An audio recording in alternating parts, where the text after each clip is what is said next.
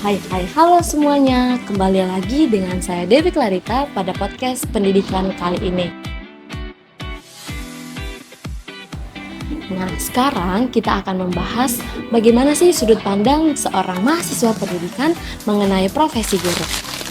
Seperti yang kita ketahui, banyak pemerintah yang menjanjikan kesejahteraan bagi guru-guru yang ada di Indonesia. Namun sampai sekarang masih banyak terdapat kasus-kasus mengenai kesejahteraan guru di bawah kata standar.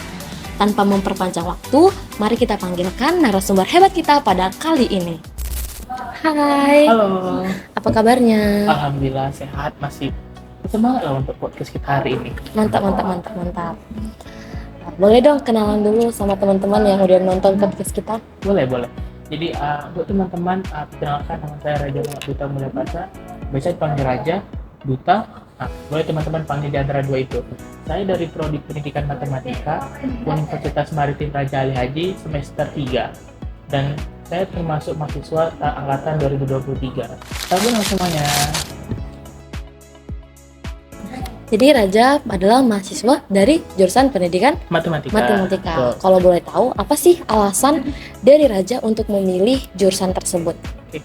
Kalau dari alasan sendiri ya, saya pribadi itu mungkin dari pendidikannya kurang tertarik lah di awal ketika saya memilih memasuki ini ketika saya lulus SMA. Tapi saya lebih tertarik kepada matematikanya. Mungkin nilai saya matematika saya bagus gitu ya.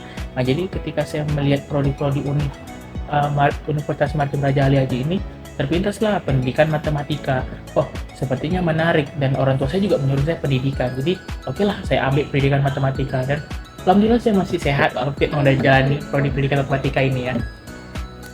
Seperti yang kita ketahui, kalau misalnya kita ngambil jurusan pendidikan, itu ranahnya bisa menjadi seorang guru. Betul, pasti. Apakah dari Raja sendiri memang ingin menjadi seorang guru? Mungkin kalau dulunya ya, ketika saya memilih itu, saya mungkin lebih mengikut orang tua ya. Tapi lambat laun ketika saya mengenal prodi pendidikan matematika, saya tuh memiliki minat sendiri. Oh, ternyata saya memang suka nih mengajar. Saya juga pernah mengikuti volunteer mengajar. Jadi rasa jiwa saya ingin mengajar tuh bangkit ketika saya menjalani prodi ini. Kurang lebih seperti itu sih. Ada minatnya pasti ada sekarang. Namun seperti yang kita ketahui sekarang, ada isu di mana adanya perbedaan gaji antara guru PNS, honorer, P3K, ataupun guru-guru swasta. Nah, setelah melihat isu tersebut, bagaimana tanggapan dari seorang Raja?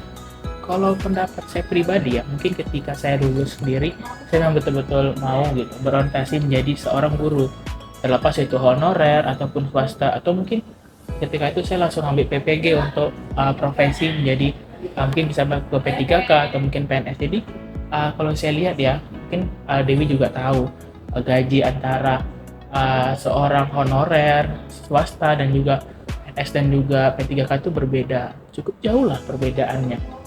Nah, saya itu awalnya mungkin karena kita generasi Z ya, jadi kita lebih prefer sama kekayaan pribadi misalnya seperti itu.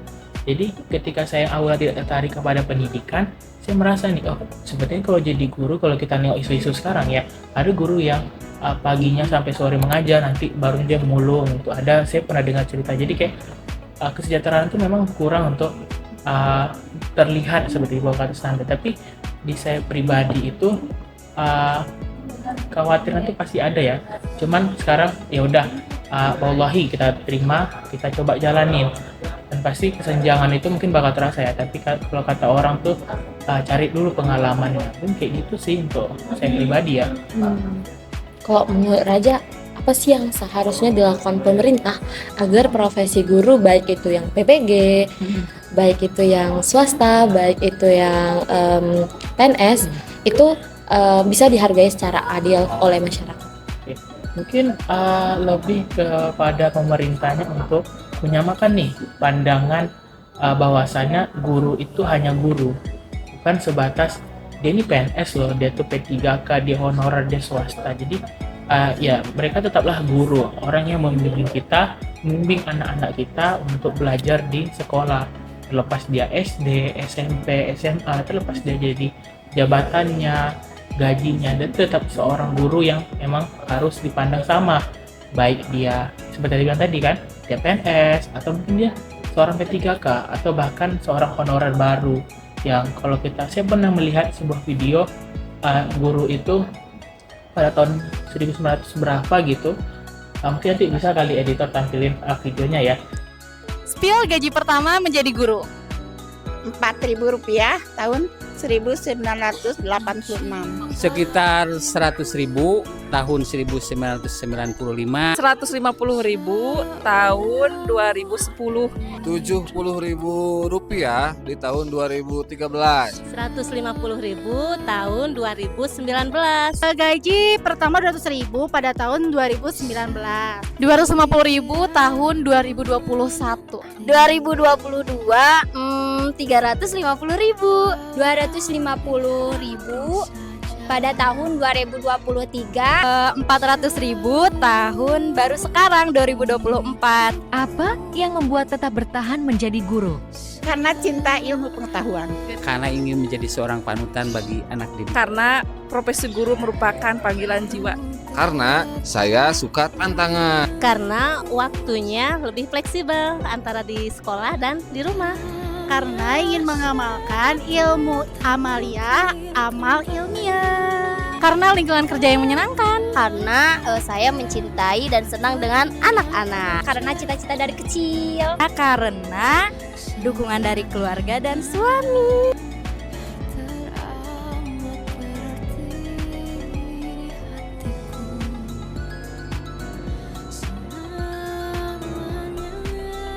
Jadi tuh videonya itu dia menampilkan bahwasannya dia tuh gaji pertamanya itu hanya sekitar 4.000 kalau saya tahu ya.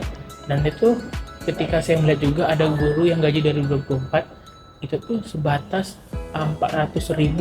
Jadi itu mungkin karena kita inflasi ya untuk mata uang. Jadi tapi kalau saya melihat itu di bawah dari standar tadi kan.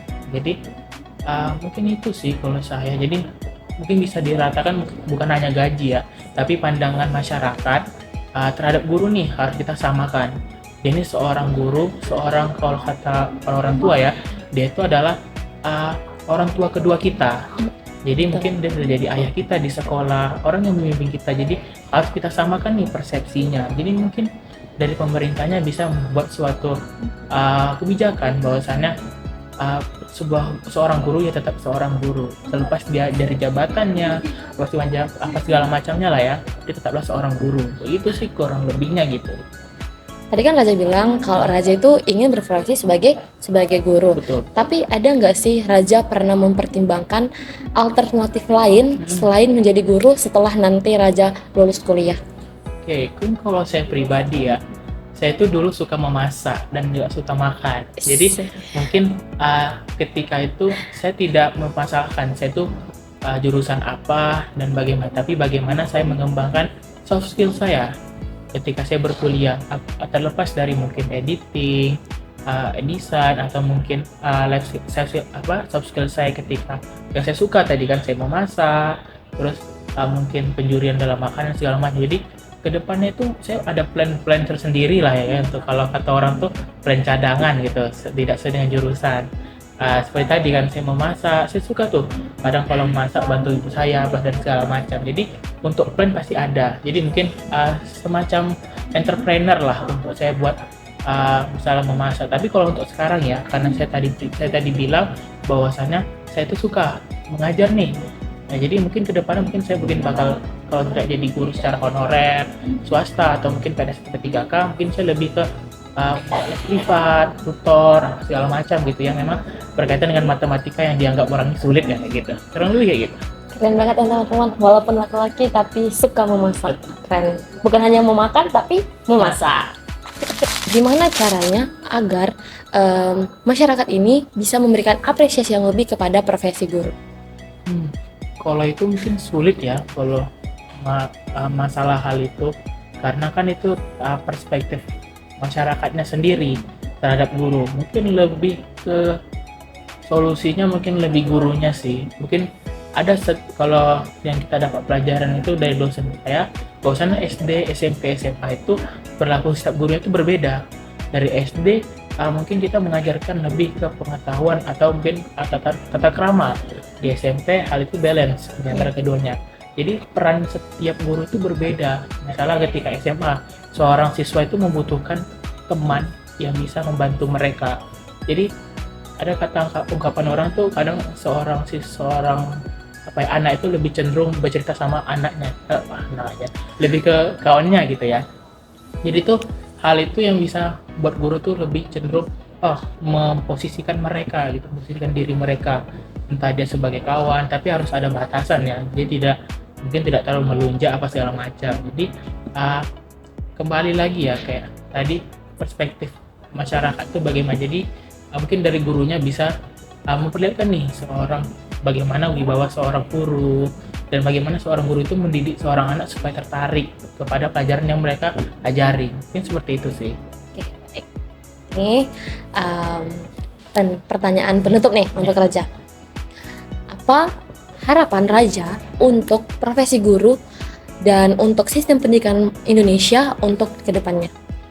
Harapannya ya, kalau kita melihat isu-isu sekarang ya, tadi saya sebut kalau misalnya di tahun sekian gaji guru yang pertama kali dia dapat itu sekitar 4.000, kalau sekarang itu 400, 300. Saya merasa tuh guru itu memberikan suatu kehidupan baru bagi seorang anak. Bagaimana seorang anak itu menjalani hidup ke depannya, yaitu tergantung bagaimana seorang guru, seorang orang tua mendidik anaknya. Tapi pandangan orang atau kesejahteraan mereka sendiri tidak terlalu terpedulikan. Walaupun ya kita tahu janji-janji seperti kampanye itu emang ada, bukan pekerja umum tapi lebih ke guru spesifik, baik kalau sana itu guru harus sejahtera. Ya, tapi dulu kalau kita nengok tadi saya bilang ada yang masih mulung untuk terakhir untuk selanjang ngajar. Tapi jadi lebih ke kesejahteraan guru tuh mungkin lebih diperhatikan kembali, karena yang seperti saya bilang, kalau misalnya pemberi ilmu kita tidak sejahtera, bagaimana seorang anak itu mendapat hal yang lebih untuk mereka menjalani kehidupannya selanjutnya. Jadi harapan lebih spesifiknya itu semoga ke depannya betul-betul kesejahteraan itu betul-betul diperhatikan. Bagaimanapun caranya, bagaimanapun ke depannya, guru itu tetaplah orang tua yang harus kita sejahterakan. Kira kurang lebih seperti itu sih. Harapan yang bagus ya teman-teman. Semoga benar kata Raja, harapan kita semoga guru-guru yang ada di Indonesia ini semakin diperhatikan lagi oleh pemerintah. Baik, nggak terasa ini kita udah di penghujung acara podcast kita pada kali ini. Saya mengucapkan terima kasih banyak kepada Raja yang sudah mau berpartisipasi sebagai narasumber pada podcast kita pada kali ini, dan saya juga mengucapkan terima kasih kepada teman-teman semua yang sudah menonton podcast kami sampai akhir. Nantikan podcast kami selanjutnya. See you and bye-bye. Bye.